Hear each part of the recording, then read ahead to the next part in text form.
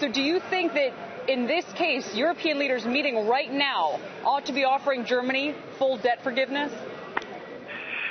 Well, you know, what historical experience tells us is that when debt is too large, indeed, in history you see large debt reduction. And Germany is a country which basically never repaid its public debt after World War II because other European creditors and also in the United States decided to cancel the German debt in 1953.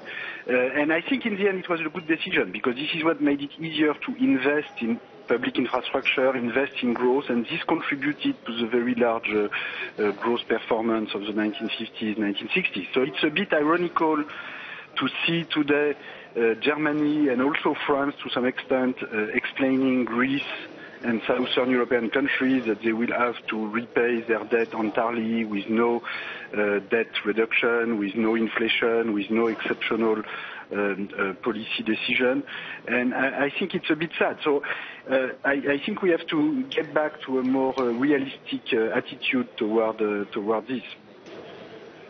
Your point is well taken, Professor, about Germany's history, its spotty record on repaying debt. But does that invalidate Angela Merkel's contention that now is the time that they've got to come to some agreement? Otherwise, they're going to set a dangerous precedent if they let Greece keep kicking the can down the road. You have other countries with their own problems that you well know about.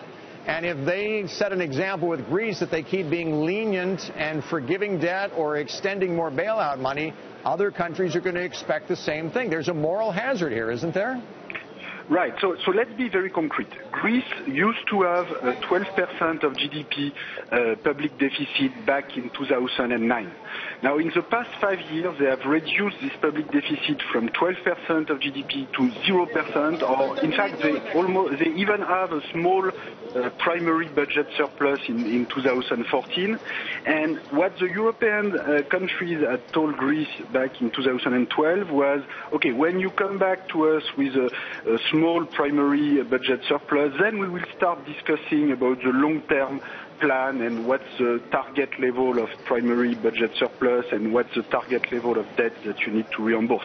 Except that when the government in Greece last year told that to European leaders said, well, you know, we will discuss this later. And this is why the government in Greece fell last year. This is why Syriza got elected in January of this year.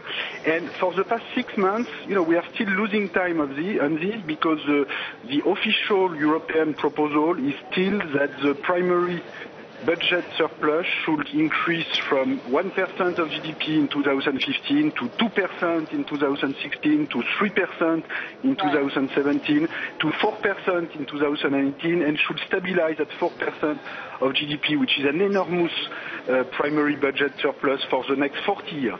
This is not realistic. I think the realistic policy, and we have to come to that, is, okay, you should have a surplus, but you should have a small surplus, maybe 1% of GDP, until GDP gets back to its pre-crisis level. You know, it makes no sense when you have a GDP that's 25% below the pre-crisis level to keep asking for more tax and more cut. That's just not realistic. So we have to get away from this very ideological approach and get to an agreement, because indeed we have many other issues to deal with in Europe.